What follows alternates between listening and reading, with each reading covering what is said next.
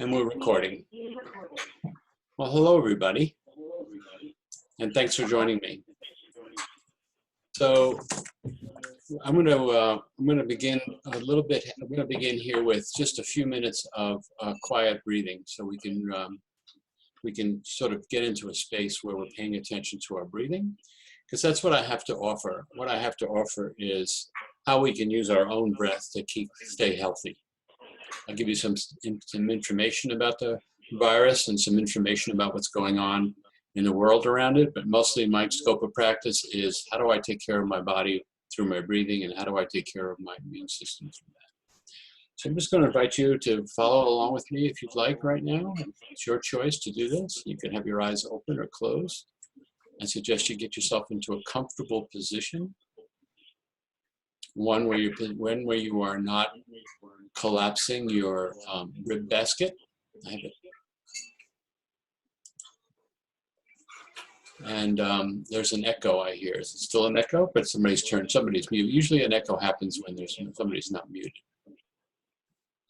So in a comfortable position where your stomach is sort of open, you're not collapsing your ribs into your pelvis so that you're crushing your diaphragm and movement of the breath.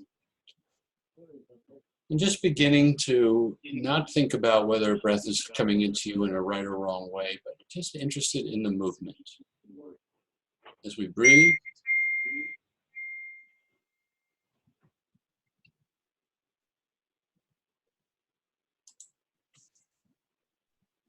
air is flowing in from right under your nose.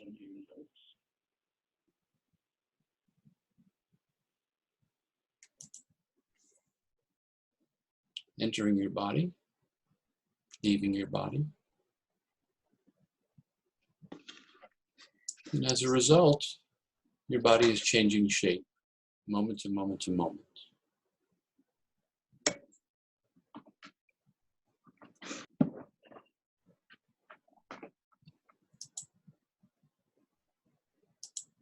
So allowing yourself to just focus on the movement.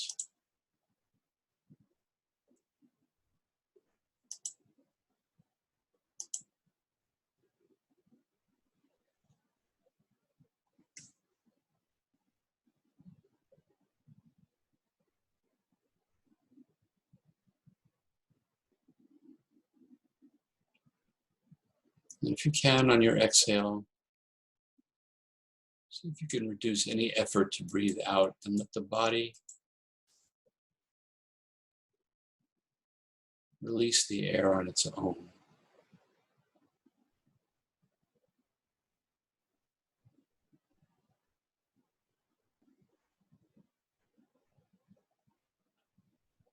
You may find little places in your body that are releasing tension. And just let them go when they want to on their own.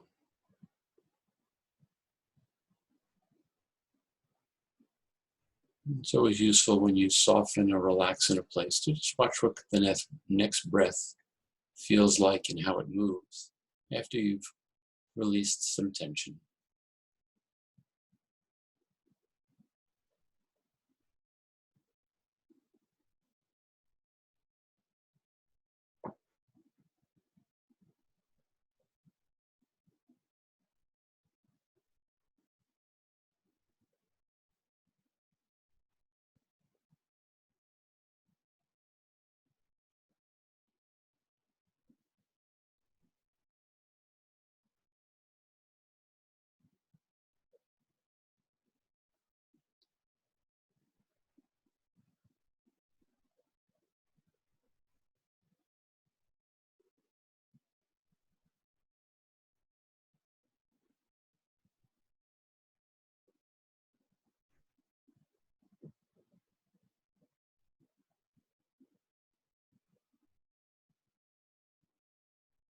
Just take note of any change of state.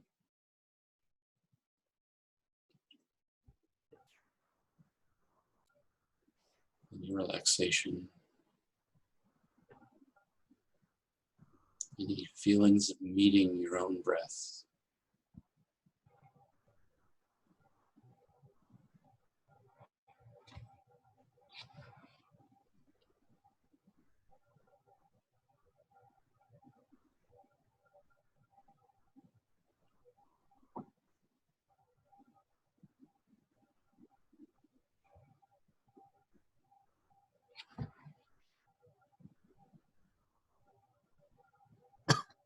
let yourself be prepared to come out of this moment, this interest in your breathing and attention to your breathing as we join back together.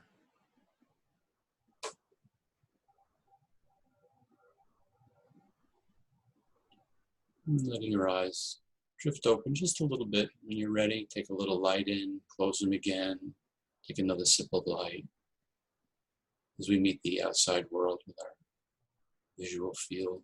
The breath is going to change. New inputs.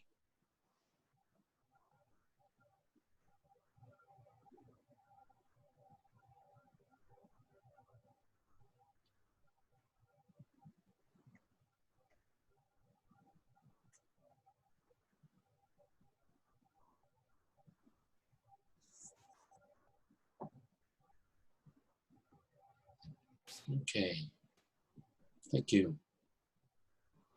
At any time, if you have a question or comment, just unmute yourself, raise your hand, and call on you, and you can speak. So I'm going to share a screen over here now to start PowerPoint, which will be my guide for the conversation.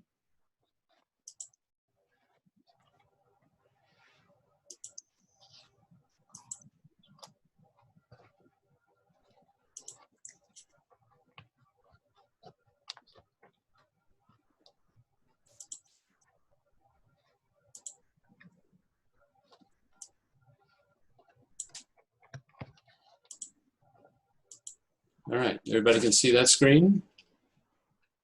Yeah, my little face in that screen, with that screen on the side, yeah?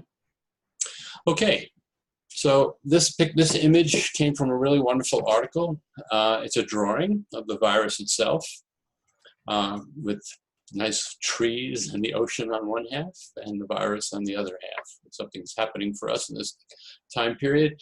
And it's called the coronavirus because it has a crown. And that's what these little spikes are on it. It's a crown, it's crown-like. So the question is, how do we take care of ourselves? I just wanted to point out something that really impressed me quite a bit is this is on the left side of your screen is a picture of China before the virus. And on the right side of your screen is the China with the virus taking place right now. 91% of the population of the planet doesn't have healthy air to breathe. These people who are in China, who are dealing with the virus, of course it's severe, are now able to breathe in a way they haven't been able to breathe in years because the air is now clean there. So what governments have not been able to do, the virus quickly did in about 2 to 3 weeks. It eliminated the pollution. And this also impressed me here too, the cruise ship shutting down. 1 day of cruise ship fuel and emissions is the equivalent to 1 million cars driving on the road, the emissions from 1 million cars. And cruise ships drop 1 billion gallons of sewage into the sea a year, clogging the sea. So that's not happening anymore either. That's all cleaned up and stopped. So I said air pollution, 91% of the world. When you see me look across, I have 2 screens. So I'm not losing my attention to you. I'm just reading from my own screen. 91% of the world's population does not have clean air to breathe. As far as we know, 9 million people die each year from air pollution. And the reason I say as far as we know is because we don't really know. These are only cases that people have tracked from air pollution. We don't know how many people die unrecorded in hospitals from heart attacks and strokes. And surprising, 18% of the people die from respiratory compromise. People who are susceptible like asthma and COPD, and some people get lung cancer from pollution. But 72% die from heart attack and strokes. So it has a greater effect on the heart than it actually does on the lungs. And so air pollution is actually a greater pandemic at the moment than the virus is. So just to point to that. So a lot of the information I'm giving you today is both for when your air feels polluted in your area, if there's wildfires in your area, or any other things that are going on that are not the virus, but are also good just for general health, because like I said, 91% of the population. So common signs of the virus, if you haven't known this already, some of you, I don't know how you're following this. It's respiratory symptoms. You get a fever, a cough, shortness of breath, that's the big one, and breathing difficulties. In more severe cases, infection can cause pneumonia, severe acute respiratory syndrome, kidney failure, and death as a result. We know that. It's really tenuous up here in Seattle, though most of it's contained in one retirement home. We have 14 deaths up in the Seattle area alone. So what we know is you can wash your hands frequently for 20 seconds. Have you heard the rule? If you sing happy birthday to yourself for go twice through, you will have done 20 seconds while you wash your hands with hot water and good soap. You can make your own hand sanitizer, which I've done because you can't buy hand sanitizer anywhere. I'm going to change the view here. And it's 91% alcohol is the best. If you can't find it, you can use 70 and aloe vera gel, and it works out to about 2 to 1, 2 points to alcohol, 1 part to the gel, and it works just really fine. Sneezing or coughing into your sleeve, and they haven't talked about this, but you should actually wash that garment at the end of the day because it's staying on your sleeve and will transfer if you don't. You're supposed to stay 6 feet away from somebody else. When sneezing and coughing, you're supposed to quarantine yourself, and to strengthen your immune system, you want to stop smoking. Obviously, it's a respiratory disease. You put smoke in your lungs, you're making them work extra hard. It's really difficult if you're smoking to stay strong in your lungs. What we also need to know is the virus is transmitted through regular breathing. When we talk, we put out water vapor, and the virus is carried on the vapor and onto surfaces. So speaking is dangerous as sneezing and coughing, just to be aware of that. The nose and the respiratory system is our first defense. The virus replicates in the lungs. So the thing that I think is really important here is the immune system is not a separate biological function from the rest of the body. The body is a functioning immune system on all levels. It's not a reductionist system. We are on all levels. The skin is part of the immune system. And so the nose is our first line of protection. When we breathe in through our nose, not through our mouth, we have a chance to actually condition the air and use the biological functions of the nose to possibly ameliorate any of the conditions that might be coming from the virus. What I'm thinking about particularly is if the virus goes right into the lungs through the mouth, there's no conditioning. And so the nose doesn't even have a chance to send the information to the immune system so the body can make a defense against that, against the virus coming in. The other part of that is that if we use our nose properly and breathe through our nose and not through our mouth, we are also making sure that our lungs are being conditioned properly for the air we're receiving, so they don't have to both fight the virus and also fight breathing that's taking in other pollutants. So the nose filters down to 0.5 microns, which is hard to imagine what that is. But think about a human hair is 50 microns. So it's really tiny. So it filters most all pollutants. What does get through, unfortunately, is viruses, and smoke does get through. But in other cases, it will filter almost everything else out of the air, like microplastics that are microfilaments and stuff that comes in from plastics in the cars and from other fumes from the from airplanes and as well as cars. So we really want to use the nose for filtering. And if there's any bacteria around, the nose also creates antibacterial molecules which interrupt the invasion of bacteria into the lung. Really important. Controls the temperature of the lungs, the air that goes into the lungs, so that the lungs are not having to fight cold air or too hot air. Air is filtered and sent around all of the sinuses, and so there's a tremendous amount of blood in the sinuses, and that warms or cools the air as it goes by. Blood is a regulator of temperature of the body, and it can absorb heat and put heat into the body, so it can do the same with the air. See what else I've got here. It regulates the gas exchange. It keeps the gas exchange proper. In other words, the balance of oxygen and carbon dioxide that comes in and the balance of oxygen and carbon dioxide that puts out. Very important to keep the blood gases in balance in the body. Otherwise, well, I'll talk about it a little more, the oxygen distribution is not as efficient as it would be if blood gases aren't balanced. And nose breathing helps to regulate the diameter of the blood vessels in the airways. And so we can keep the airways open. All right. So we need to know this, especially the part, I'm again emphasizing the part that the more we can keep our lungs healthy through our own breathing, the less responsive we may be to the effect of the virus in May if we get a milder case, because our immune system through our lungs is already in good shape. Okay? So community with the body for me means that the body is working as a whole. There is no separation between my immune system and my respiratory system and my system. That we're in unity with nature through breath. Everything is surrounded by air we breathe. It's the air we share. So we are in unity. Everything, all 8 billion people on this planet are all sharing the same air. It's not as separate from Los Angeles to Seattle. It's all circulating around. We all share it. So it's big to think about that we're all joined together from this natural resource that we cherish so much. So for me, it's a sacred gift of breathing. We wouldn't be alive without it. So it's to be honored and caring, and breathing, when it's done gently, can provide a tremendous amount of internal tenderness. We need to be touched. We need to be touched. That's one of the difficult things about telling people to be quarantined, I think, is we lose touch. We need touch. There's a wonderful article that came through on Facebook of a woman who had the flu when she was in Italy, and how her boyfriend's family just cared for her, washed her, didn't worry about the flu, and brought her back to health. And in my way of thinking, that's what we need to get healthy, is touched and be cared for, and not be isolated by ourselves and sheltered. So if we can't find people to touch us, at least we can be touched by our own breath on the inside. It's a very gentle and calm place when we do it well.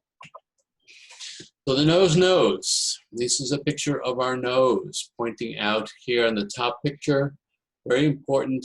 Can you see the cursor? Just nod your head if you can see the cursor. These little curlicues here are way back here after the vestibule of the nose. These are called the turbinates and the conchae. They do a wonderful thing, which is you can see below, is they spiral the air through us. And that spiraling of the air allows the air to touch many, many, many, many surfaces. It's not a straight line. So while it's in the sinuses and while it's in our nose, it's spiraling, and it's picking up all the benefits of what the nose can provide. I think of the nose as the guardian of the lungs. So the immune system and the respiratory system. Respiratory system, its function is to deliver oxygen to the cells to manufacture the energy, ATP, adenosine, that powers all the other functioning, all of the metabolic functioning in the body. When the body is fully oxygenated, manufacturing the full complement of energy, the body has a chance to stay strong and function well. This supports all immune functioning. The more oxygen, the better the oxygen uptake. The more energy we have, the more our systems work properly. Nose breathing is our best chance to stay healthy. Mouth breathing delivers all the pollutants directly into the lungs. I'm reading a little bit of this because some people are on the phone and don't see this, so I'm putting this in. So I think the biggest issue around this, and everybody's telling everybody to stay calm, is the anxiety. It's the anxiety that comes along with worrying about whether you can go out in public or whether you can trust the air you breathe. That's a big one. Can we trust?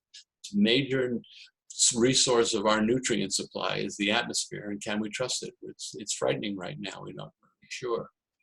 So what does prolonged anxiety and fear do?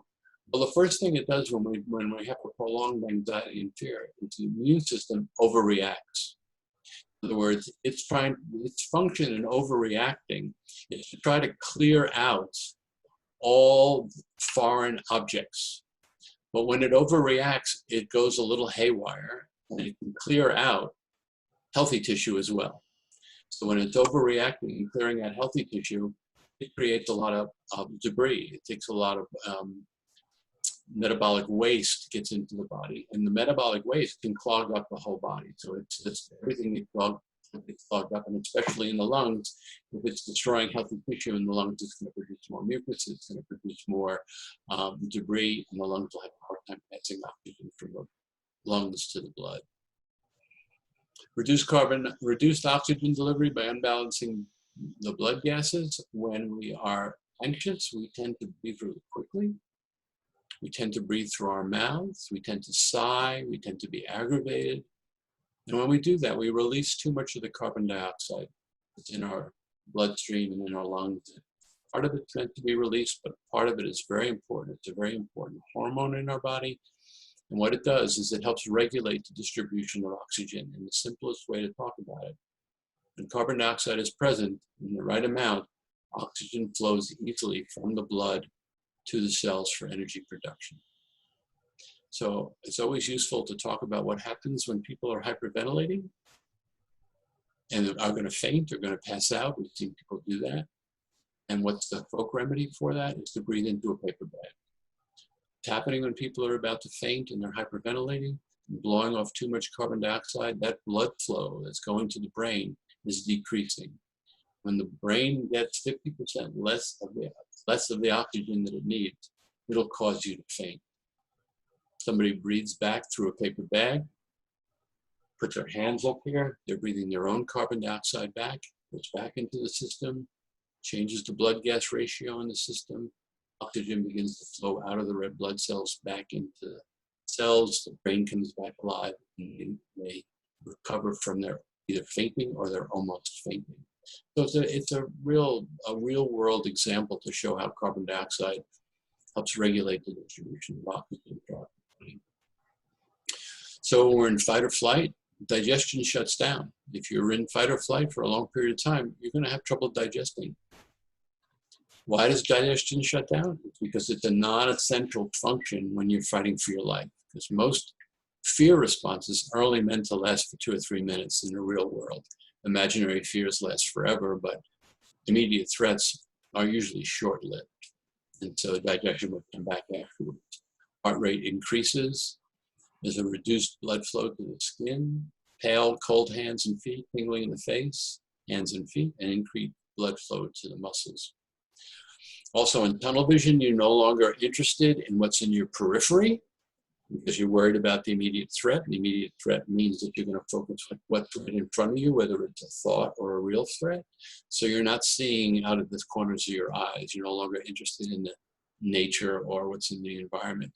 And interestingly enough, if you focus on your periphery, there's more of a sense of belonging, our feeling of belonging when we're in our peripheral vision.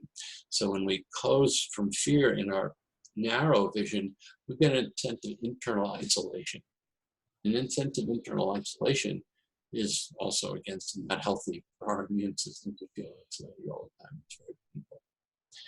We have sweating to cool the body, and of course when we're in fear, especially in imaginary fears of what possibly could happen or past events, the thoughts are repetitive and can be obsessive, as we all know.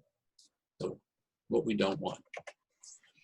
So let's take some exercises for in calming anxiety, increasing the healthier immune response.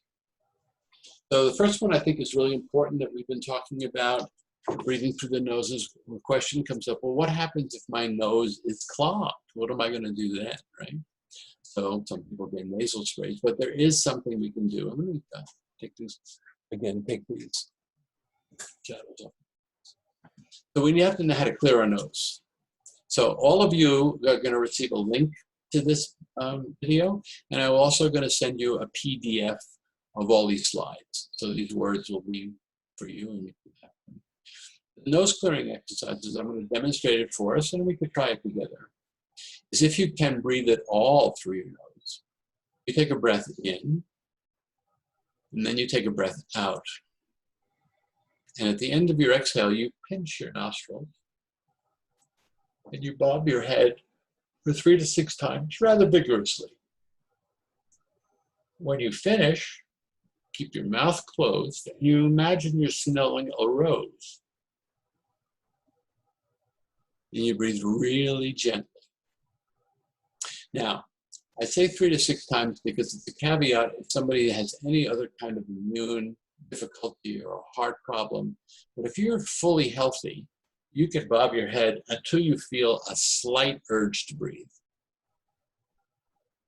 And then make believe you're smelling a rose. So some of you I saw try it. So usually when people do this, they often feel a little relief from any congestion in singing. So let's just try it together. For those I can't see, fine. For those I can see, great. So take a breath in, and take a breath out. Pinch your nose, and bob your head. And then make believe you're smelling a rose. And just see. So those I can see. Does that feel good to you? Sharon, Roxanne? Got a thumbs up. Jan, thank you. Thumbs up. Now, somebody might in the audience say, well, my neck's not so in great shape. I'm afraid to do that. So you can do an alternative. You can kind of just stamp your feet. And while you're doing that, or you can get up and just walk around back and forth until you feel a slight urge to breathe. Slight urge. The word is slight urge. We are so used to enduring difficulties, we have forgotten what slight can feel like. So you feel like the moment you think, well, I think I need a breath, that's when you want to stop. So that you don't be, what you don't want to do is you don't want to do like that, because that you can hear it, it clogs it up really fast. It pulls the nostrils together. If you take a big breath in, it pulls your nose together, clogs it up right away. Oftentimes people say, I can't breathe through my nose. Well, yeah, you're breathing a little too hard. But I can't breathe through my right nostril, but I can breathe through my left. So it's worth saying that which nostril we breathe through changes, more dominantly changes every 20 to 90 minutes. That has a function of helping the brain regulate its electricity. When we breathe through the right nostril, it regulates the electricity in the left part of the brain, and then the right nostril, the other side of the brain. So it's not a problem if you feel like one is more open than the other. All right, any questions? If there are, just unmute yourself and ask it. Anne, do you have a question? Yeah, Robert, what you've written here seems a little different. What I'm seeing on the slide, I don't see the pinching the nose. So is there a variation? Well, I didn't notice that was missing. Thank you, Anne. I will put that in the slide. Okay, thanks. All right, because the thing is, when you do it this way, air will come in and out. And the idea here is to really constrict the nostrils so that, because what you're doing is you're creating a little bit more carbon dioxide from the activity as well. And so that's getting a chance to stay in the body and increase the dilation of the vessels, blood vessels in the airways. Yeah, I can feel the effect of it. So I just wanted to make sure I understood it. Yeah, thanks. I'm really surprised that's not happening. Definitely have to change that. What I also didn't speak to is that you can coordinate. You can breathe in, out, in, and then do that. It feels easier to coordinate yourself that way. Yeah, great. Any other questions? Good. All right. So here's one that's really, really important, and it is so effective. It's just amazing. This little simple little exercise is so effective. It's called the mini pause. So what this is an opportunity, well, it says here, to increase your immune system and to reduce nasal congestion. And you can do it for 10 to 15 minutes before you go to bed. You can repeat many times, from 1 to 10 minute intervals. You can actually, if you feel like you need it, you can do it every 30 seconds. Why this is profound for me is because it speaks here to use it after coughing, sneezing, yawning, or sighing. Those energies of those 4 things, coughing, sighing, sneezing, and yawning, are all up energy. When we sneeze, we're up here. When we cough, we're up here. When we sigh, we're up here. And we yawn, it's the same thing. So if we're sick especially, and we're sneezing and coughing a lot, we're going to start breathing in the chest because we're caught. We're sneezing, we're up here, we're caught. And that's not where we want to be breathing. We want to be breathing with the diaphragm lower down. And so when we're breathing with the chest and we're caught up here, recovery is so much more difficult from any kind of illness, because we're not giving our lungs the best chance to breathe. We're breathing from the top part, shortness of breath, quick breaths, fast breaths, not the full dynamic movement of breath when we're really uptight. And that's what happens in anxiety as well. I can put that on the slide. When we're anxious and we're breathing really fast, breath moves up here. And we'll see how that works in a minute. So doing this mini pause, you just breathe in, you breathe out, and you hold your breath for count to 4, 3 to 4 to 5 seconds. So why don't you just try it? Take a breath in, take a breath out, suspend your breathing for the count of 5, and just notice where breathing originates after you've counted to 5. Can you get a sense of that? Does it move you, feel like it moves you down, lower in your body? Anybody? Yes, no? Yeah, so yeah, thank you. So it's really great. It's so important. Every time you sneeze, mini pause. You cough, mini pause. Make this stuff conscious. Because if you don't, before you know it, which is how dysfunctional breathing, dysregulated breathing take toll, you're always in the up position. It doesn't take long for the breathing to pattern itself in a particular way. So you don't want to get caught in your chest. Okay? Mini pause. Yeah. Any questions for that? Good. Really simple. All right. So mouth breathing. Mouth breathing is not what we want. So let's see the next slide. We're going to do an exercise right now just to kind of see the anxiety producing results of mouth breathing. Okay. So since I have the slide up, you want to break that habit of mouth every time you use your mouth to breathe. So it's really great to make yourself a list. And so when you notice you use your mouth for breathing, you write down, oh yeah, when I get out of the car, I always open my mouth to breathe when I get out of the car. I use that one because that was my habit. I don't know why. Open the door, get out of the car, open my mouth to breathe. Go to the mailbox, open my mouth to breathe. Take a shower, open my mouth to breathe. Drink a glass of water, open my mouth to breathe. So people have all kinds of ways that they do that and under what circumstances they do that. If you want to change the habit, you got to get conscious you do it in the first place. So do that. Make a list for yourself, right? Okay. So where you're sitting comfortably, just breathe. Let me just see something on the slide here in a second. So while you're sitting comfortably, just breathe through your nose and track a couple of things. I want you to track, put your hand on your chest and hand on your belly. So just notice which hand is moving first. It's not necessarily that the bottom hand will be, but we're looking mostly the priority to have the bottom hand move just slightly before the top hand, which means the diaphragm's in movement. And just notice your state of calm or nervousness. Nervous would be on the 10 scale, and calm would be down at the bottom of the scale. Just register how you are inside of yourself at particular moments, maybe your heart rate. And then when you feel like you really have a good sense of that, then take a breath or two through your mouth. Notice which hand moves first. Notice what happens to your nervous system, whether the calm or the anxiety increases. And then close your mouth again, and then breathe through your nose again and see what happens there. And if you need more time, go back and forth between the two.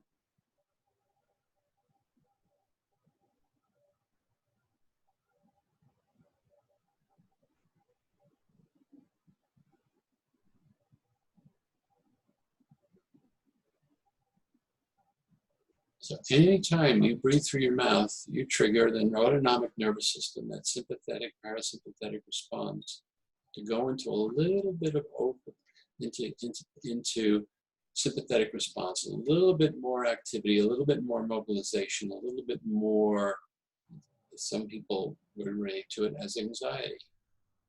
I know that when I'm walking around and I feel a little bit anxious, I check in right away on whether I'm breathing in my chest or my belly, and always I'm up here in my chest, and I just make the shift, and it just disappears. So, wouldn't mind hearing a couple of voices from, what do you notice? When you're ready.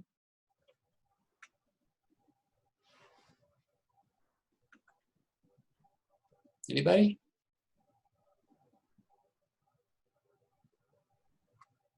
I'll speak. Thanks. I noticed a big difference as soon as I opened my mouth. What's the difference? What do you notice? It's more anxiety. I never noticed it so strongly as Really? this time. Yeah, it was very clear. Great. Thank you, Roxanne. Sharon? When I close my mouth and breathe through my nose, there's a sense of smoothness. It's a calmer sense of breathing. There's more ease in breathing. Great. Mm-hmm. Good. Thank you, Sharon. I like the ease in breathing. That makes a lot of sense to me. I know it is. Mukti, did you want to say something? I agree with what everybody has said, and it seems like this information should be more out there, because I know many dance teachers and they say when you really breathe, open your mouth, but now I see that's getting everybody really anxious, and I've always thought that. Yeah, and you know, Mukti, aesthetically, it's not pleasing to watch a dancer mouth breathe. I agree. It takes all the grace out of the movement. It's more like a conscious dance community. I feel they have really no training in anatomy and physiology and present themselves as knowledgeable and experts, and the gullible public follows them. Yeah, another gullible thing is the idea of deep breathing. Take a deep breath in through your nose and then breathe out really deeply through your mouth. You know, I don't even want to do it, blow out through your mouth, but that is so, you know, people think, well, yeah, I just really feel relaxed momentarily for a moment, but every breath out through the mouth is a 1% decrease in carbon dioxide, which is a 2% decrease in the flow of oxygen. So 3 big breaths out of your mouth is a 7% decrease in the flow of oxygen to the rest of your body. Myth of deep breathing. If you want to think about deep, think about breathing from a deeper place within inside of yourself, learning how to breathe from inside. My dog is having a little. My dog is breathing through his mouth right now. Can you hear him? Thanks, Mukti. Thank you. Anybody else? Robert, this is Barb. Hi, Barb. Hi. What I find interesting about that comment of having been in the fitness field for 30 some odd years of my life, what you're saying, and I'm thinking of strength training, when people actually, the whole point of releasing pressure is to express the breath outward on the exhale. And I'm just wondering, you know, maybe that would have been a lot different. This is what you're speaking to about the carbon dioxide and the oxygen and whatever. That's an amazing thing to me. I never would have thought of that. Yeah, thanks. Yeah, it's you know what, there are exceptions, of course. I mean, if you are you know, really in danger, running for your life in some way, you really want to bring in as much air as possible, and the balance is fine because your body is moving so quickly. You are making more carbon dioxide. That's how carbon dioxide gets made, is from muscle activity. The other is, see, my dog distracted me, I'm sorry. One of the places that people give it away mostly is in talking. So learning how to, you know, when we speak, we are absolutely using our mouth for breathing to breathe out. But when we finish a sentence, when it feels like we're running out of air, it's really useful to close the mouth and breathe back through your nose. And that way you don't increase your anxiety when you're speaking. And that does take some training and some time and some patience and some willingness to not speak quickly. Shakespeare annotated his plays for breathing pauses at the end of sentences and where they needed to breathe. Okay, so good. Yeah, it really is useful information. Let's see if there's anything else I can say about that. So when we're, you know, comes up for me to remind us that what we're doing here about this in terms of the virus is really learning skills that we can use to both restore ourselves in particular moments and for everyday walking around on the planet. How do we take care of our breathing so that we're not debilitating ourselves through our own respiration? So if we're going to meditate with our breathing or contemplate on the reality of our breath, this is a little bit of the posture that is a good exercise to do in the Buteyko world where I teach and have been trained. It's called the horse rider position. Can't see it here, but the young girl's legs should be about a little shoulder width apart, so like she was riding on a horse. And what that does is it immediately throws you into a position where your back is straight and your diaphragm is open for breathing. And so I would, belly tucked in. I'm not so sure that I would put a lot of pressure on tucking the belly in, but making sure that the rib cage is over the belly is important. The shoulders are open and the mouth is completely shut and your head is up like you have a balloon on it. It's a really nice position to move into, especially in a moment where you feel like, I don't have enough breath right now. How can I breathe in a way that really supports the entry of breath into the body? So Sharon, I see you trying it. Do you want to say anything about what you're experiencing as you do that?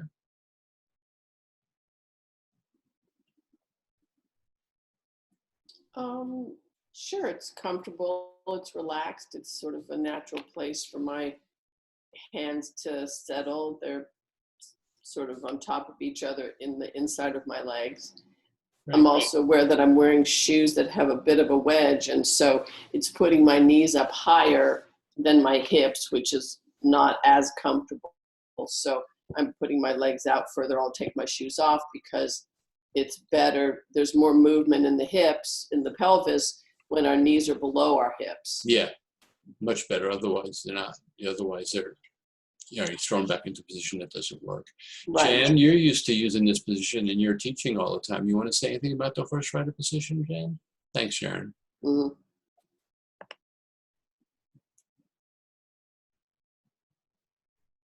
Yes, Jan, no? I got to unmute yourself, Jan. I didn't hear you call my name, really. That's okay, it's fine. No, it's really, usually when we sit down, this is the way we sit, but then we change. We relax and slump, but our body likes this. Yeah, because we usually when we sit down, a chair usually curves back and our spine is going backwards. And so for us to be upright, we have to bring our head forward, and that brings the whole torso into a collapse. Thanks, Jan. Okay. Good sitting. All right, so we did this. So nose breathing and mouth breathing. This is what I thought I was looking for again. So I'm just going to ask a question from the first exercise that we did earlier. How was it to just follow? The big issue comes from people who are told to, all right, we're going to breathe together now. The first thing that happens in people's minds is, am I doing it correctly? There's always this piece of, am I doing it right? Am I doing it wrong? So for me, it's become really important. If I just follow movement, I can't determine what the movement's going to be. I'm breathing and there's movement in my body. And so I find that it immediately moves me out of my head and puts all my focus into my body. And so any thoughts that are going on, any activity of future possibilities, as soon as I'm really in the body's experience, which is always going to be movement, it's like I'm home in myself. So any place that I, felt like was being uncomfortable, right now I'm returning back to my home. My body is my home. So I see a few of you trying that now. So I'm interested to see whether that really worked for some of you. So please feel free to unmute and speak.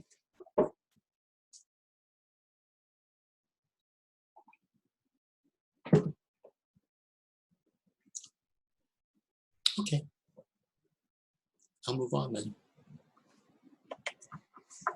So here's our man or non-binary person, just following the movement in and out. It's really wonderful too, I think. I just love breathing. It's just my favorite thing to do. But to what's going on in the atmosphere around me? What are the currents around me? What's the temperature of the air? What are the smells in the air? So when I begin this piece of following movement, I'm also opening up my senses to what, to this connection to the atmosphere. Even if it's, even if I know there's things in the atmosphere, there's also pleasant things in the atmosphere. If I'm using my nose for breathing, then I'm giving myself the best chance. I was camping once in the Amazon, and this butterfly landed on my hammock, and I started having this relationship with this butterfly. And I thought, oh, butterfly is going to, spread its wings, and I'm going to see all its beauty and everything else. And its wings were like this. I thought, oh, that's interesting. Okay, I think it wants to build a relationship with me. So I think I'll just kind of tune into it and be in relationship with the butterfly. And soon enough, the butterfly began. The more attention I gave it, the more relationship I developed with it, it began to do its thing. And then all of a sudden, it just opened its wings as wide as it could. And my lungs just fully opened along with it. It was the biggest, fullest breath I had ever had in my life. And it changed all my teaching, because the pathology about breathing disorders is there's something wrong with us as we can't breathe. And what that told me right then, there's nothing wrong with us. It's the conditions in which we tried to breathe that are wrong. And so the body is really intelligent. It says, I'm not opening up for this. This is not comfortable. Why would I bother breathing in this atmosphere? And so now my teaching comes from, let's see if we can find a way that you can get comfortable to allow your own breathing to open up and move freely. Even if you have asthma or any of those conditions, that you can find a different frequency inside of yourself that maybe not be that frequency of asthma. So my teaching comes from connecting to breath and connecting to the atmosphere and finding out where we're safe and how much breath can we take in that feels comfortable to build a relationship with our own comfort, with our own breathing. That was one of my best moments. So this is an interesting exercise for breathing. We're going to practice this a little bit. I picked this up from a book by Swami Rama. And I think it was The Science of Breathing. And he suggested, this is not, even though it's Swami Rama, it was not a religious invitation. It was just a if you will, or a suggestion on how to do some breathing to it. Actually, the idea here is to open the throat and open the whole passageway. So we have this way of pulling air in. And these two syllables will change that. And there's always this place in yoga class where you get this feeling where you're so relaxed, where you feel like you're being breathed instead of you doing the breathing. So this is a way to shift that, whether your body's doing the breathing and the lungs are actually drawing the air in, and you're not putting your will into how much breath comes in. So let's just try this together. So just notice the first part of this exercise is noticing your effort in bringing air in. How much will do you put in your nose to bring air into your body? And as the air, sometimes people feel like the air just comes right into their nostrils and doesn't go any further, but it does. And sometimes it just feels like it comes to the nostrils and goes in down the lungs, but it comes really mostly in the bulk in the nostrils, like you're doing the pulling. So just notice that. And then let's do half of the exercise at a time. So when you're inhaling, I want you to think, no sound, the syllable sa. So as you're breathing in, thinking sa. And notice what happens.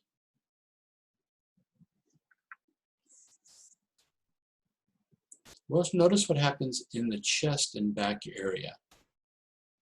Do they expand when you breathe in with thinking the word sa? And does air flow a little bit easier? Okay, Sharon, a mini pause for you.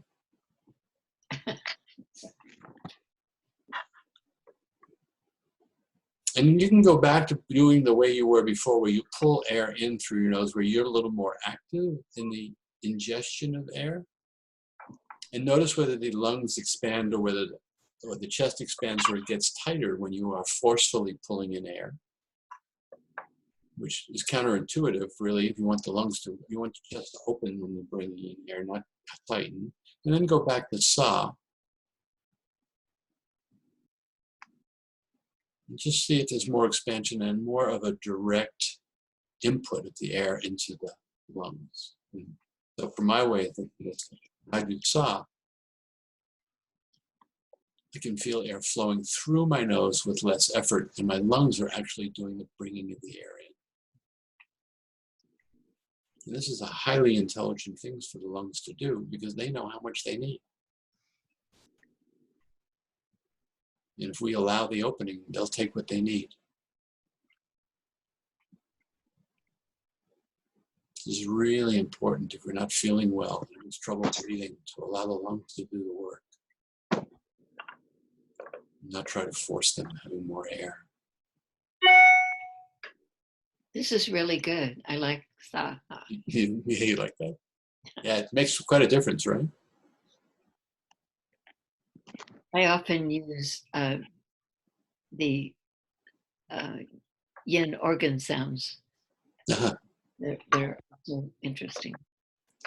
Another time for that. You know, one of the things that I like about this too is that eventually I learned how to make that switch automatically. I don't have to say Sa or think Sa. I can just automatically make that change. Let my lungs do the work. And now we'll try Ha. Breathe in and Ha on the way out. Remember, you're letting the air leave your lungs on their own as you say Ha. There's no forced exhale. That's only if you're efforting.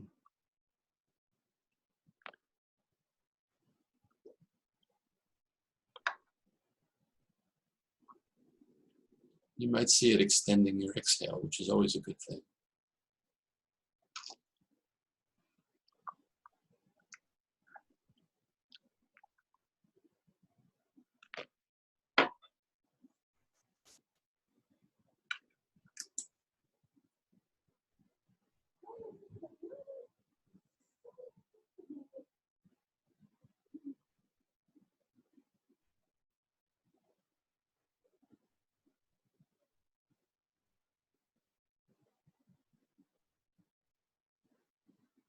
This is another great way to reduce resistance, because you may, when you feel Ha and you feel the lungs pulling it in,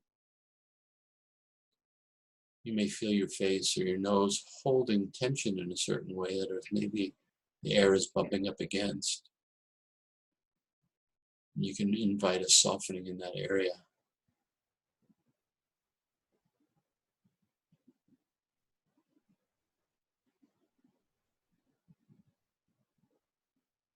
Just, if you're really getting that the lungs are pulling it in, feel how the air is inside that lung, if you can, inside those little alveoli. And the potential for the tenderness of the air. Because when we're not feeling well, we want the lungs to be treated really tenderly. Give them the best chance they can get.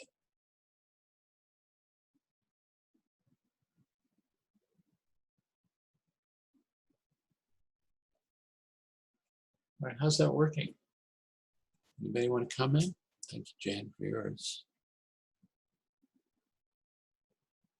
Yes, what I found interesting was in this last few moments of breathing, that rather than feeling the diaphragm and I guess the lower lungs pulling the breath in, my back began to open up Yeah, in the lung area. beautiful, Kami. And what's really important about that is there's more lung in the back than there is in the front. So when we're making a lot of effort to get more air in the front, we're trying to move into a smaller space. And so by doing that and opening the back like that, it's good for everybody to pay attention to. We're giving the back of the lungs from all the way from the collarbone, above the collarbone, all the way down to the low back, to the low ribs. That's how big those lungs are, a chance to get the air they need. Sharon, I see you're unmuted. Yes, so even when I imagine I'm making the ha sound, my mouth moves into the shape of it, and so my jaw just ever so gently drops, and the back of my throat opens up, and so it makes for more space for the exhale. Yep. Just from imagining the sound. Great. And what we want is space. We want as much space in there as possible. Right, good. Okay. I'll just second what Sharon said. I had the same experience of that Saha opens the back of my throat, the back of my lungs, and the side, instead of breathing in the front. Thank you, Sharon. I say practice this as much as you possibly can because you want to learn to let the body breathe you. And anytime you're feeling stressed, anytime you're feeling not well, anytime you feel like you need a break, let the body breathe you for a while. Okay. Saha. And onward. All right. So when you're doing Saha, this is also really important, is you want the tongue at the roof of the mouth. You want the lips and teeth slightly touching and resting on each other. And this completes the respiratory circuit and opens the airway in the throat and the lungs. So we get a picture here. So this is the upper, this is the nose, obviously. That's the lips gently touching. And this is the upper palate right here, which is the bottom of the nose. And this is the tongue right here, right snuggled right against the upper palate.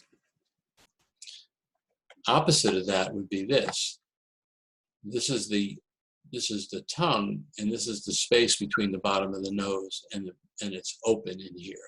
So I'm going to go back one, and I want you to see here this big opening back here leading down into the airway. And in this picture, you can see how with the tongue not fully up engaged, it's narrowed this airway space. So it's made it smaller. And that's what happens in sleeping. If you sleep on your back with your mouth open, it narrows that airway. So that may be difficult to see, but just take a look at the width here, which is about a third the size of a finger, and how much bigger this one is here. So let's just play with that so you get a sense of that too. If you can, just let your tongue come up to the roof of your mouth, just kind of curled in there as best you can. Not everybody can do that because the teeth may have come together and you can't get it in between your teeth. Let your lips be gently closed. And see if you can bring your teeth together. And just notice how you breathe. And of course, by comparison, we're always doing comparisons. See if you can drop your tongue down the roof to the bottom of your mouth. It's a sensitive exercise. What happens to the airway in the back? Does it stay open? Does it feel compressed in any way? Bring it back up.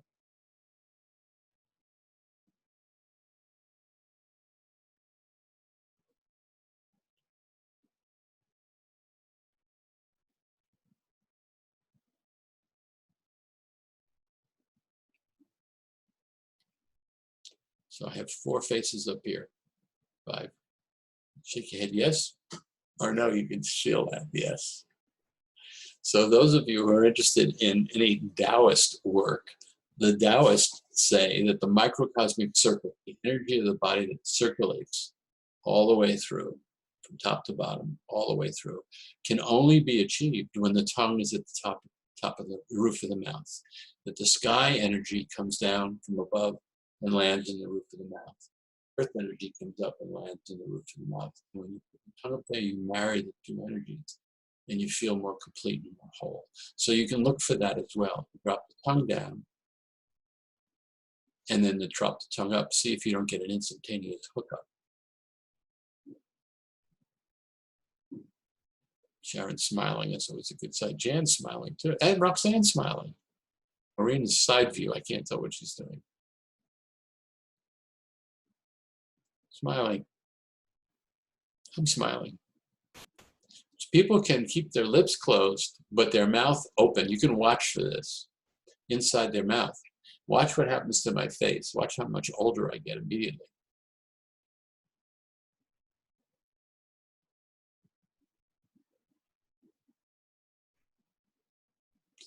Notice that? Can you see that? I lose my jaw, I lose the whole relationship here. This keeps me smiling. This one makes me look like I'm depressed. So keep those teeth and tongue in right position for breathing. All right. So this is a picture of a family. This is Nettie, mommy, and the daughter. So the mom has kept her mouth open most of her life. You can see she lost her chin. She had an elongated face. Dad, on the other hand, was really severe. He had his lips tightly closed. And so this child didn't have a chance, but ended up getting lessons on how to use her mouth and teeth. And so look, this is the development of her face. She kept her jaw, beautiful puffed lips, and an easy countenance on her. So just keep your eyes open when you're out on the street. You'll see the difference, and what you're looking for is something along those lines. Good solid chin, easy lips, and a calm countenance.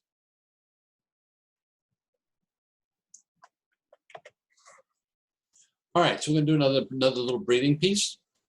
Okay. So we're gonna track some sensations. But the first one we're gonna track when we close our, when we start this in a good sitting position. I can't just keep taking the sun shadow off my face. I have to keep moving around. And you're in that good position. This is the developing a relationship with gravity. Gravity has two forces. It has a downward pull and an upward lift. So when we're breathing, and we're breathing in, we're getting an upward lift. We're getting a buoyancy. We're putting air into our bodies. When we breathe out, we get heavier and we come into more relationship with the earth. So breathing in puts us more relationship to space. And when we breathe out, it puts us more in relationship to earth. And so the benefit of this is if we breathe out, you feel yourself land on earth. Now, whenever you are, the earth is represented by the chair, by the back of the wall, wherever you're connected to something underneath you. You have to recognize that it's offering you support. You don't have to hold yourself up. So as you exhale, how much of your body can you release to receive support, to trust that there is support underneath you? And this happens incrementally. Each exhale can now offer the opportunity to find another layer of release somewhere in your body where you drop down into letting the weight of you be on the earth and support it. And so each time you do that, you want to watch what the inhale feels like. My experience is that it gets slower and smaller. I don't need as much breath, and I'm fully released onto the earth because I'm not holding tension. And tension requires a lot of breath because it needs the energy to keep the muscles tense. So we can learn how to be more slowly and easily when we let ourselves be supported.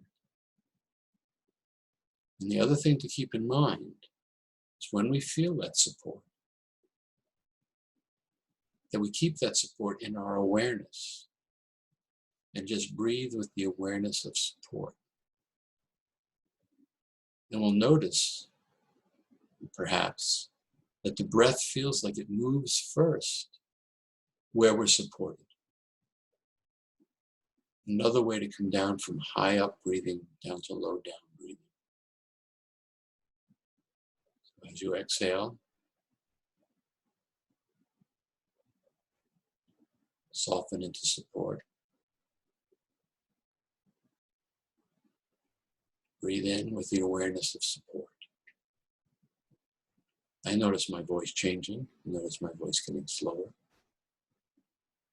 quieter, and more resonant inside of me.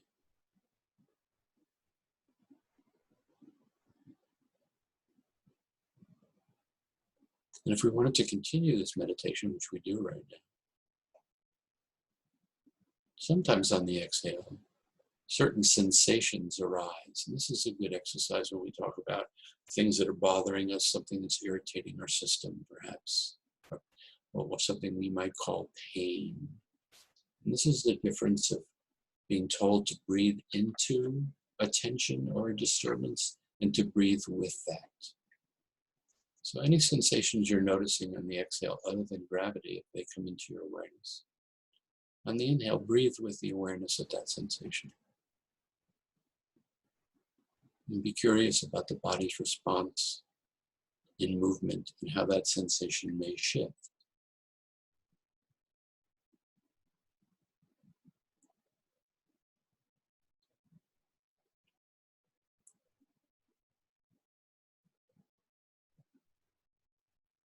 And you may begin to feel other parts or more of your body being engaged in breathing.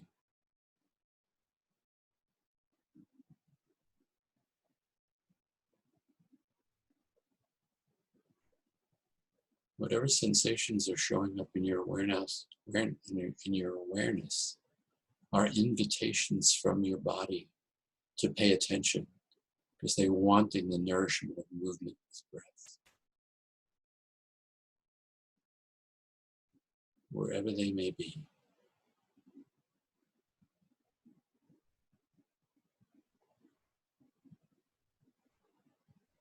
And as you quiet, you may notice your heartbeat.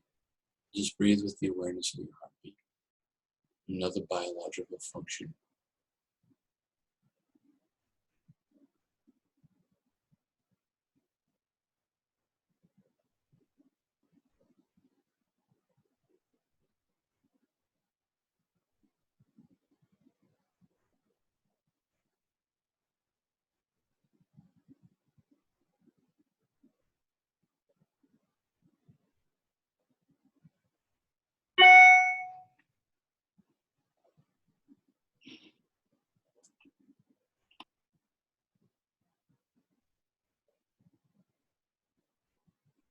You want to tune yourself to hear what sounds are in your room. As breath moves more fully in the body, our senses open.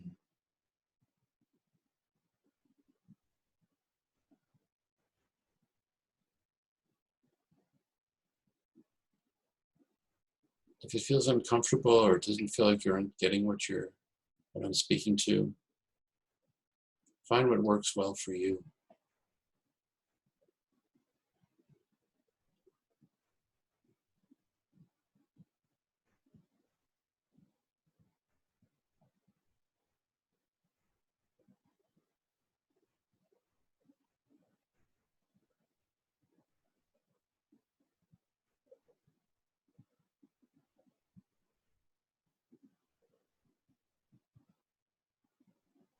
Let's keep on with this for a few more minutes. You can put Saha in here too.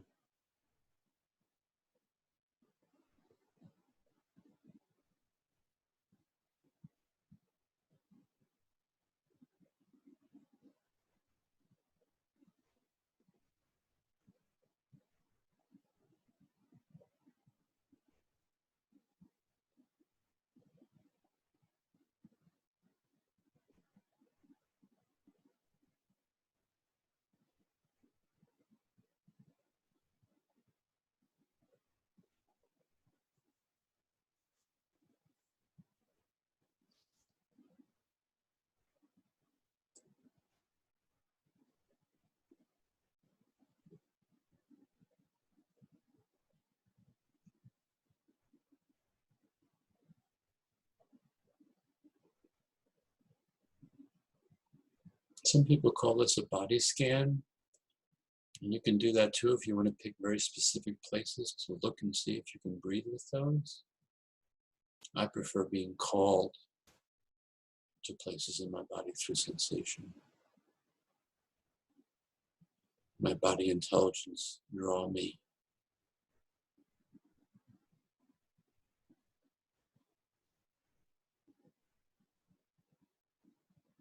If you think there's some place that may need attention in your mind, go ahead and breathe with that place. in your awareness.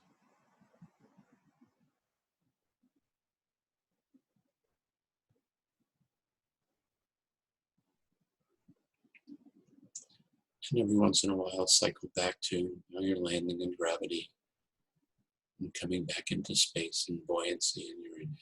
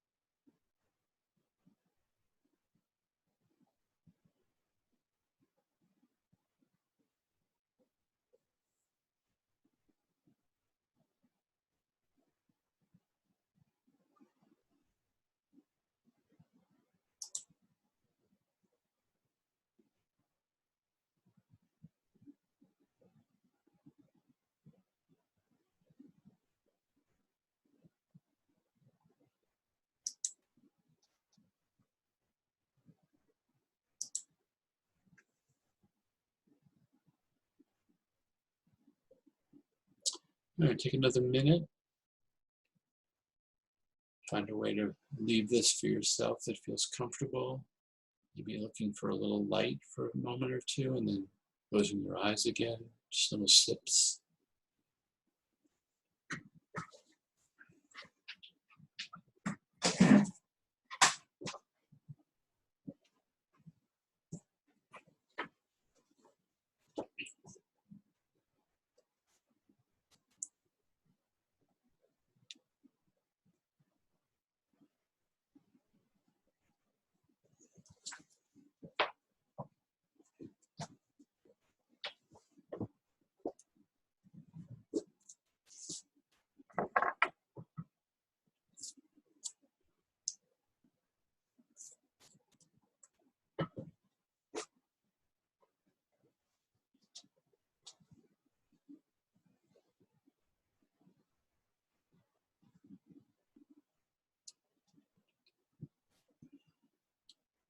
All right, does anybody want to speak about how that was for them or have any questions about the procedures or the suggestions that I offered?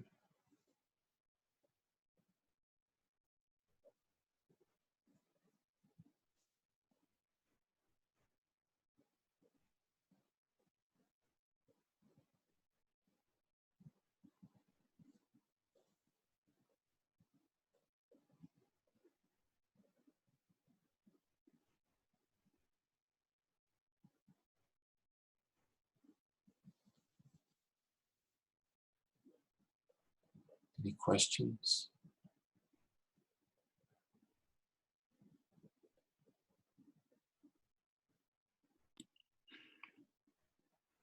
I was wondering if you would speak a little bit about noticing your heartbeat as you're breathing. Well, I just noticed that as I get quiet and I find more support and the internal world is getting quieter, the heart comes into awareness. I feel the beating. And I know that during the inhale, the heart rate increases, and during the exhale, the heart rate decreases. It's one of the advantages of having a longer exhale than inhale, to give the heart a chance to vary its rhythm. It may beat at 72 beats per minute. That's the average, averaging out the fast beats on the inhale and the slow beats on the exhale. Most readings, it's called heart rate variability. And so I just bring my awareness to that rhythm. And so all the time that I'm breathing in, I'm aware of each beat of the heart as I breathe in, and I'm aware of the heart and each beat as I breathe out. I try to hold that continuity in my awareness. And it's a further way that I slow down. I've always, early on in my studies in movement and breath, found real great value in turning my attention to biological functioning. because it's so immediate.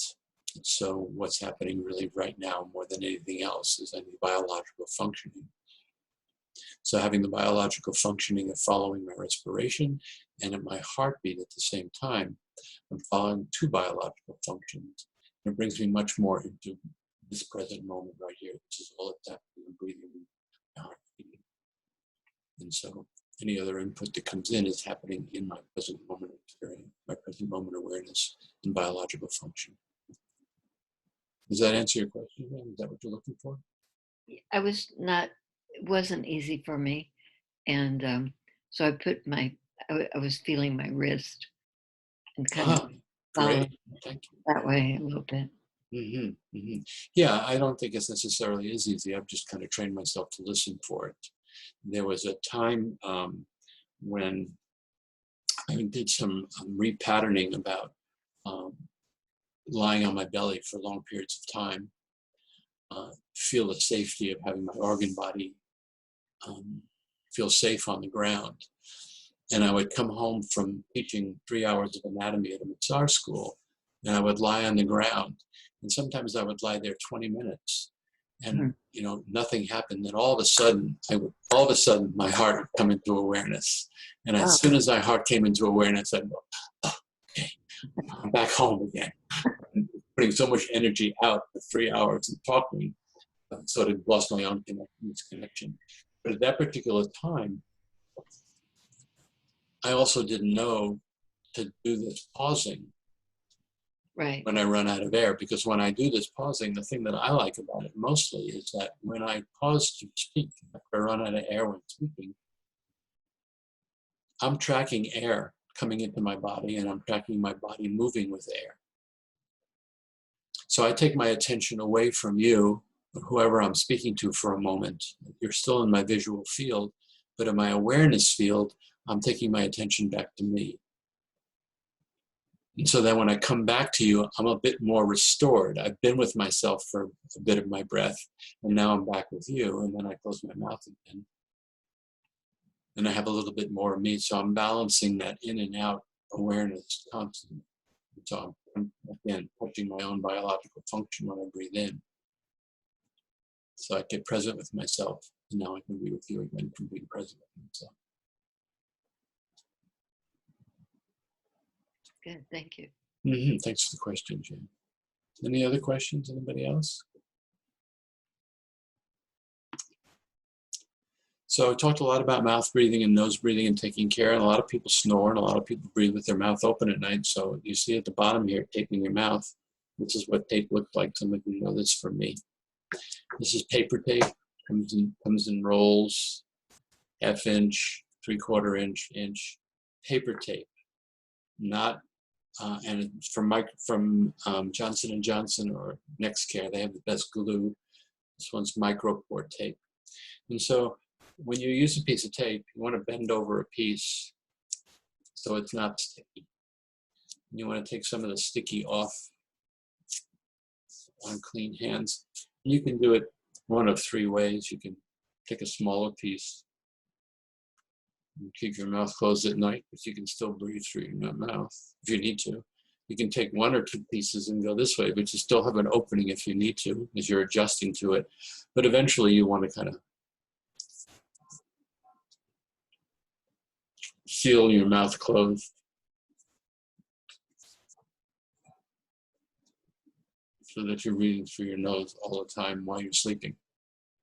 If you take it off and find it in your hair, then take it off in the middle of the night. That's one common place to find it. Another common place to find it is wrapped around your fingers. But you don't want to put tape on if you've gone out drinking a lot. And also, if you're really stuffy and you really do have congestion, you may not want to tip your mouth at night. You can't have trouble breathing through your nose, obviously you don't want to tip your mouth. So it's very uncomfortable to be sick and breathing through your mouth all the time. Very dysregulated. So the nose clearing exercise that we did, any way you can find gentle breathing. There can be space in between the congestion if you breathe slow enough and easy enough. I used to like to think about it as finding ribbons of air. real gentle to kind of pass by the congestion. I had that experience once of being very congested and thinking, I've got to find some air through here, and kept slowing my breathing and slowing my breathing and making it thinner and thinner. And finally it got through, and all of a sudden my nerves just released itself. And so it has the potential to do that, unless you really, of course, really sick. Any questions about that? Okay. Well, my experience of taping my mouth is I'm breathing through my nose, but I think because my jaw drops open, even though my mouth is taped, because my jaw drops open, I wake up. It's almost as if my mouth was open. It doesn't feel like it's productive for me. Yeah, that's why it's good training to learn how to keep your mouth and teeth closed. But for us who are older, it's usually for kids who get that training. It takes, I just read a book called Jaws, which is all about the mouth and the teeth. And that young girl, that was 8 years of training for her to keep her mouth closed the way it was. We have to do the best we can. The recommendation is for 8 hours a day at least to do that. So at least do it while you're awake, so that you start to, have the benefit of it while you're awake. So just in the last 9 minutes, this is for smoke, viruses, and other pollutants. I know you've read about this. The masks to wear are N95 and N99s. They're really hard to breathe through. They have a little valve on them. But they can be useful, especially in smoke.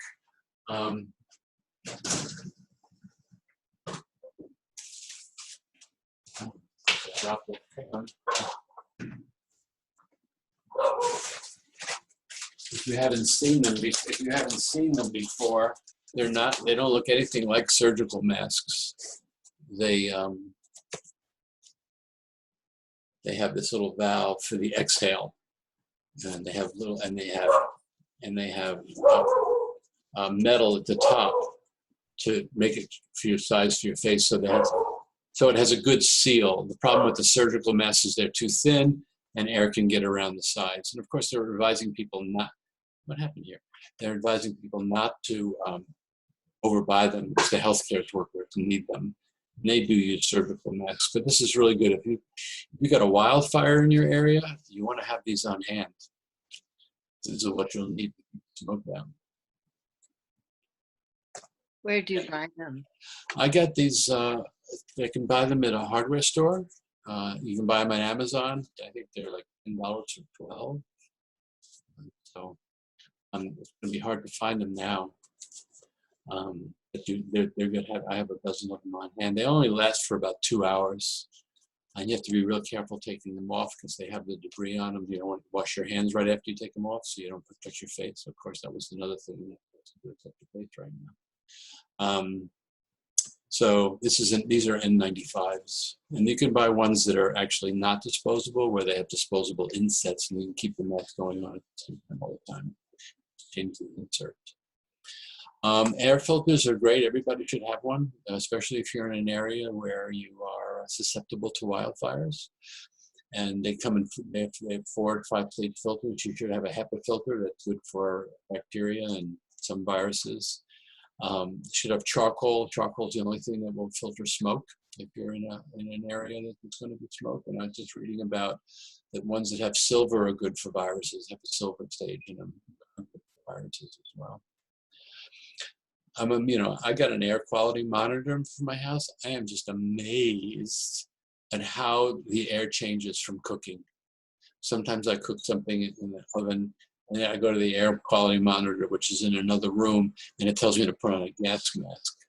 The air quality is so bad. But, I used to be an asthmatic. I'm not anymore. But people who are really sensitive in their airways, you need to keep your windows and doors open if you're cooking, if you're real sensitive, because it really produces a lot of smoke and a lot of particulates. The problem is that there's smoke outside and wildfires outside, and you can't open your windows, then you really can't cook. You have to really, that's if you have really sensitive airways. Where do you buy an air monitor? You can buy them, air monitor. I've also got that, I hate to say this, I also got that on Amazon. It's called Air Quality. Okay. But it really is worth tracking, and it gives you information for other cities. And you can get them on your phone. I have this one here. It's called Air Visual IQ, and you can program it to tell you what it is in your neighborhood, and also it's hard to see on the thing. And it also gives lists of all the countries in the world. It's too much glare.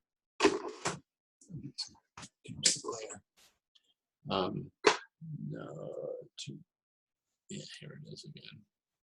It gives a list of all the cities in the world. So if you're traveling, you know the air quality before you get there. Like right now in Bangladesh, it's 340. It's 50 is normal. What's not on here is China, which it usually is. Well, Beijing is pretty high right now. That's a big city, but there's usually many more areas in China that are really high. And in the low levels right now are, Japan has a very clean air. So these are good. It can tell you what the air is where you're traveling. So you can just get, What is that app called again? It's called Air Visual. Air Visual, thank Yeah, you. IQ Air. So you can look up right in the morning, you get up, and I think you asked the question, you want to see what the air is in Seattle, just put in Seattle and it'll tell you what the air quality is right away. And you can go out. All right, we have about 4 minutes more till it's over. Anyone last minute questions, any comments, any additional information you might need that I need to go over?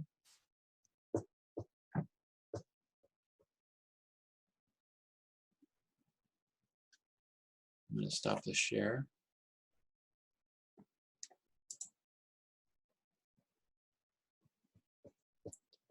Well, it's been good to be with you all. I hope this was useful. I think it was interesting myself, as I always do. So I'm going to send you links tomorrow with this, with the video. It's for people who have registered, and I'll also, like I said, I will send you the PDF with it. I'm going to do one tomorrow again at the library here in Vashon. I'm going to put that on a live feed through Facebook at the Breathable Body Facebook page. We'll be on a live feed tomorrow. So if you know anybody else who wants to get this information again, probably won't be as in depth as this one. It may be. I wanted to do it for my community here. We'll see how many people actually want to come to something, a public gathering. And then maybe in a week or two, it's probably not too offensive to anybody, I may just put it out to the public. What time tomorrow? Tomorrow, oh, thank you, Jan. 1 o'clock Pacific time. Mm-hmm. Thank you, Robert. Yeah, you're welcome, Roxanne. That's real good stuff. Good, thank you. So remember, the whole point is, what do I do to keep myself healthy in my lungs? How do I spend time with them, learn about them, become your friend, have your lungs and your airways be your friends? For me, it's my primary relationship with what's going on in my body, and it teaches me everything I know to have a primary relationship with somebody outside of my own experience. One of the things that people really like sometimes when I say is, how do you receive your own breath? And learning how to receive your own breath is how you receive somebody else as well. So all interpersonal relationships are available in the relationship with your breathing. So make friends, make friends. Robert, can you include with the materials you send out the name of the air quality monitor you got? Sure, I'll be happy to. Okay, thanks very much. Actually, I wanted to say there's more slides, which I didn't want to go on, but on the PDF, you'll find them. There's 28 reasons to nose breathe. There's an emergency breathing exercise you can use when you wake up in the middle of the night. If you're feeling like you can't catch your breath at all, no matter what you do, it's called the hyperventilation reduction exercise. And there's also some references to that article where the people are talking about what happened to chips and pollution and more local farming. It's a really good article. So I put the website on there also. So that's on there also. And there are some things that we went over tonight that I see are missing, and I'll add those to the slides. So there'll be some different things on there. All right. Very much. Yeah, Great. you're Thank you, welcome. Robert. Thanks for all signing up. It was really good to do this. Thank you very much. Thank you very much. You're welcome. Thank All right, you all got any questions, get in touch. You have my email address. All right. I'm going to end this for all. Bye-bye. Bye-bye.